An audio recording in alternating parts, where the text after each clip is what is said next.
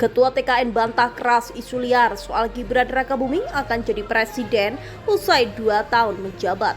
Rosan Ruslani, Koni Rahakundini harus.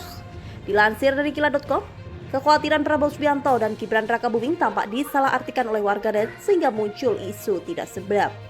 Perlu diketahui, viral isu bahwa cawapres Gibran Rakabuming disebut hanya akan menjabat 2 tahun usai terpilih di Pilpres 2024. Namun Ketua Tim Kampanye TKN, Prabowo Subianto Gibran Rakabuming, Rosan Roslani membantah keras isu tidak sedap itu. Isu yang disebarkan lewat pernyataan Koni Rahakundini Bakri menyebut Gibran Rakabuming sudah didesain untuk jadi presiden usai 2 tahun menjabat. Rosan Roslani mengatakan bahwa pernah ada pertemuan dengan Koni di November 2024. Tetapi, ia mengatakan tidak pernah memberikan opini seperti Gibran Rakabuming hanya 2 tahun menjabat. Sehingga menurut Rosan, Koni tampaknya membuat informasi sesat atau hoaks. Kedua, pernyataan yang 2 tahun itu bukan datang dari saya, gitu. Beliau menyatakan ini gimana kok sudah 2 tahun, atau mungkin lebih cepat kalau ini pernyataan beliau ya. Kalau tiba-tiba Pak Prabowo, kalau saya ini orang intelijen, saya bilang bisa aja Pak Prabowo diracun, dia bilang gitu, bisa lebih cepat. Itu gimana? Saya bilang Bu, udah hitungan itu tidak pantas, ya udahlah itu Bu, jangan kita sih tidak ada pikiran seperti itulah, janganlah gitu. Ini pernyataan beliau gitu, bukan pernyataan saya. Jadi saya kemudian beliau menyampaikan seperti itu, dan alhamdulillahnya di meeting itu bukan hanya saya berdua, tapi ada 4 orang.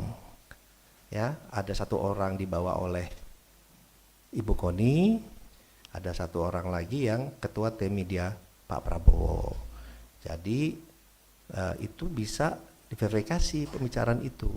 Tapi yang saya sayangkan yaitu pernyataan dari Ibu Koni yang seorang intelektual di masa-masa tenang ini mengeluarkan videonya beredar sangat masif ya di hari ini gitu.